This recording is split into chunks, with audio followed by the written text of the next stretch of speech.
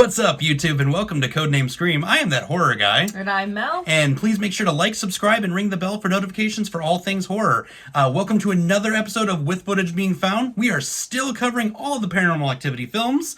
Where are we at today? We are at 3. You've stuck with us this far. So Good job. Yep, we're going after 3 today. It was released October 21st, 2011. Directed by Henry Joost and Ariel Schulman. Produced by Oren Peli, Jason Blum, and Steven Schneider.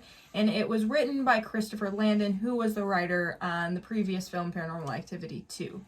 So we're still in a very interesting place as far as box office and budget goes. Yep. So let's get into that a little bit. Yeah, this entire series just never ceases to amaze me where they're at. Yep. The first one set a precedent. The second one did really well. This one, just as well, if not a little even better. So we go into this film with a $5 million budget. Still would like to know where any of that budget went. I expect they're showing up in limos every day to set. Easily. They're buying expensive steaks for lunch.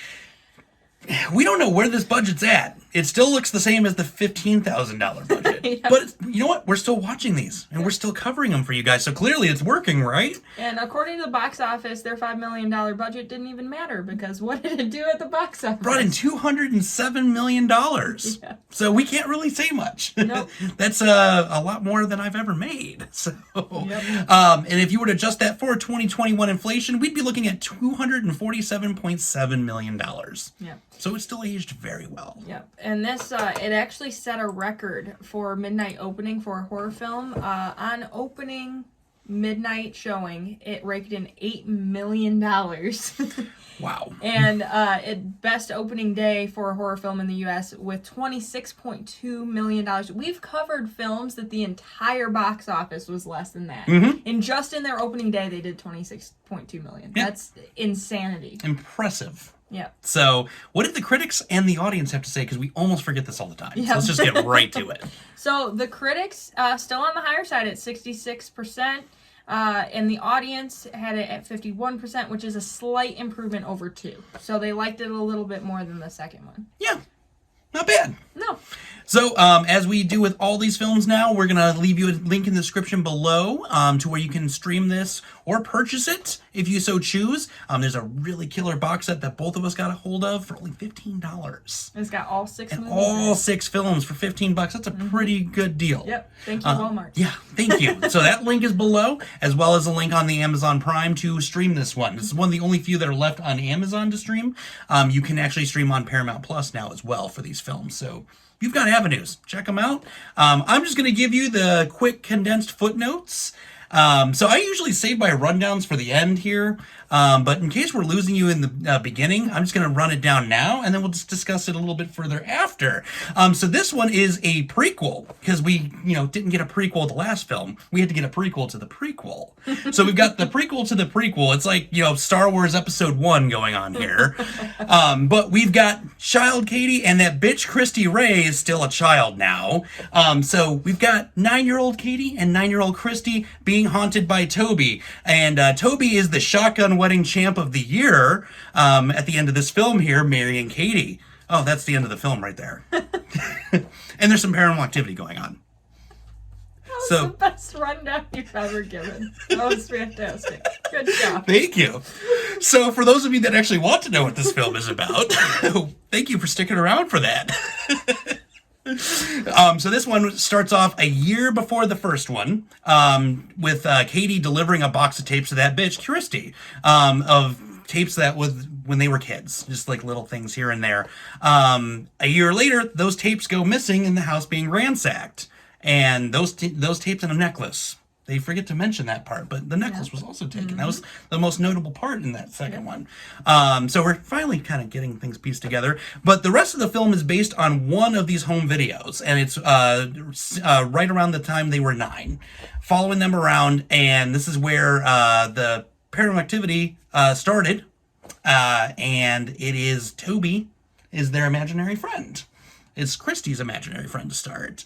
Christy doesn't like Toby a little bit here down the line. He even says, I don't like you, I don't want to be friends with you anymore. Because that's what you do to a demon. Yeah. And they're just like, okay, see you later. Yep. And this one, when the activity intensifies, the thing I liked about it was the ceiling shot. Yep. Because Toby decides to put all of the housewares on the ceiling and then just drop them down. No care whatsoever to the poor people that have to wash all these dishes by hand, because this is the 80s.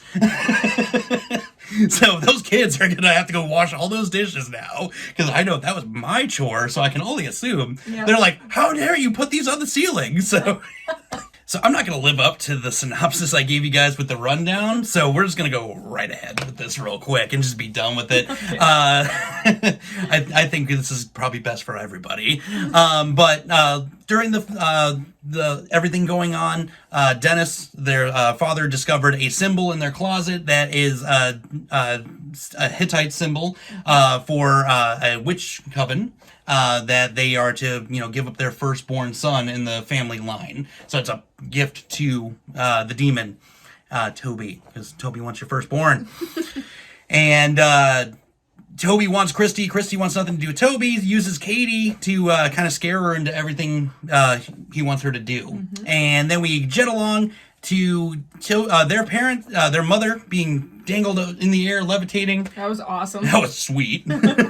Brought down, and then Grandma, who it turned out was the head of the coven. Yeah. Good job, Grandma. She just looks at the dad, and he contorts. It was awesome. Yep. Back-breaking work there.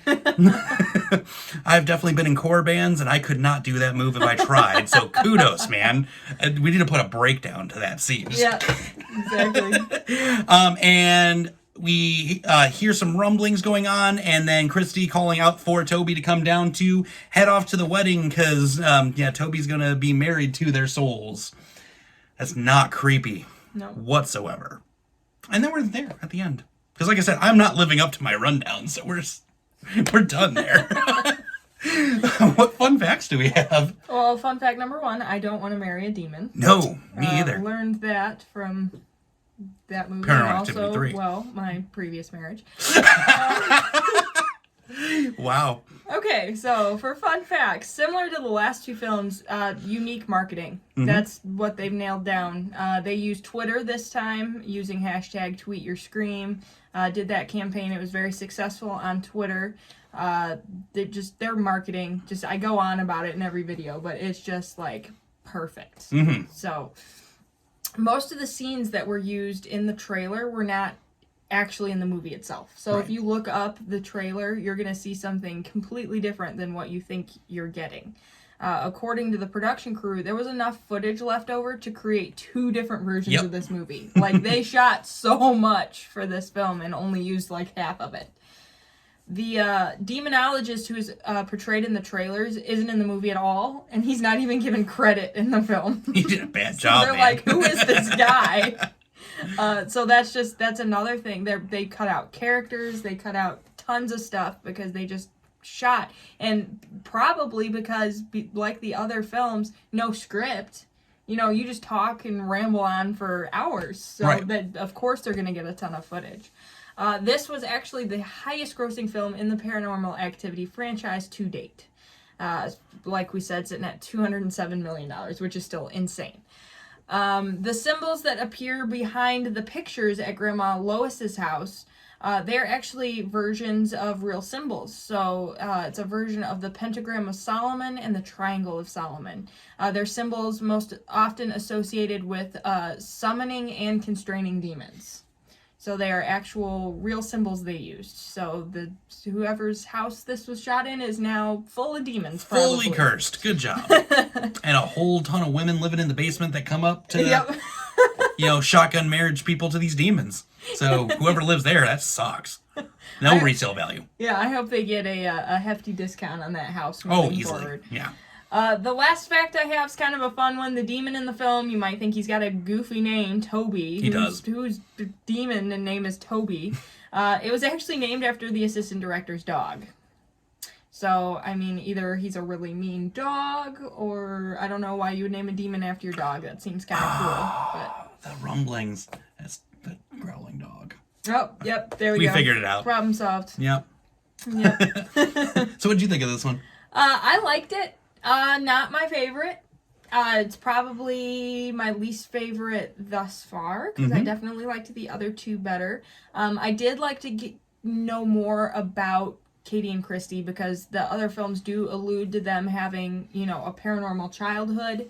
I was curious to see what that was like. I definitely thought the storyline was weak in some places. Oh, yeah. It's just like the whole coven thing came up really quickly, and it's like, where did this come from? And it, you know, the concept started becoming a Rob Zombie film, kind of. Wait, didn't we get Lords of Salem right after this? Right, yeah, exactly. So I still enjoyed it thoroughly, because these are just such entertaining films. No matter if there's weakness in the storyline, I'm still going to be entertained by them. Oh, yeah. Just because of, you know, again, the unexpected jump scares. This movie was full of them too.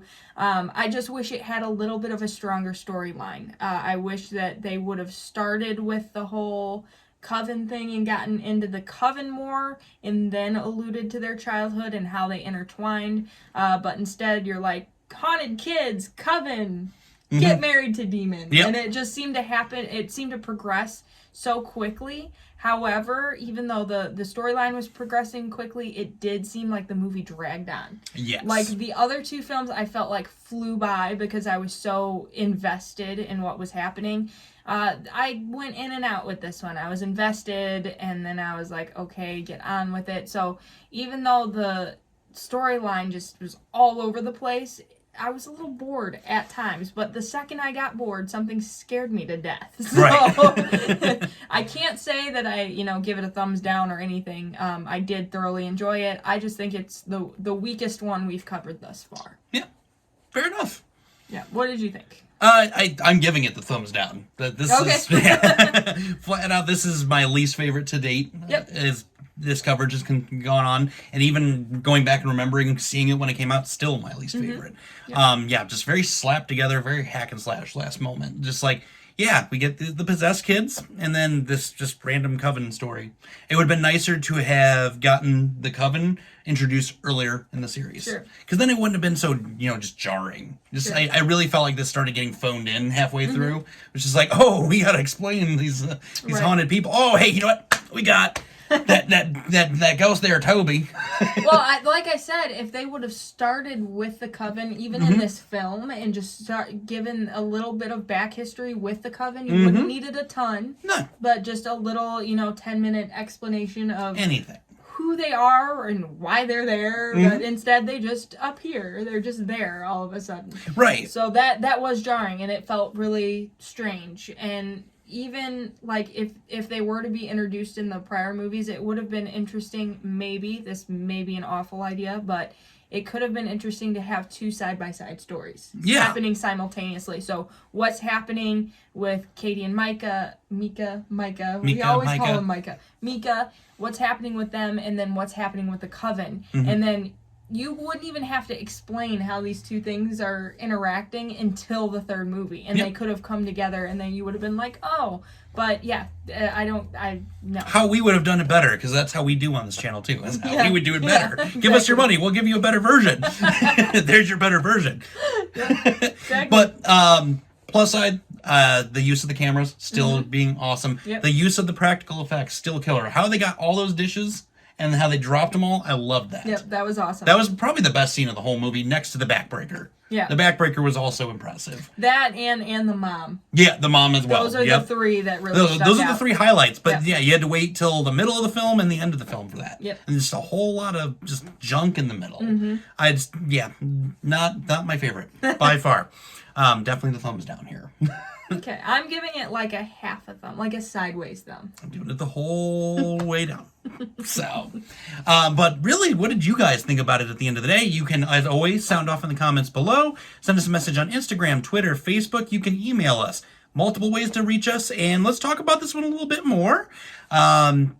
Going into the next video, we're going to be covering Paranormal Activity 4. So stay tuned for that.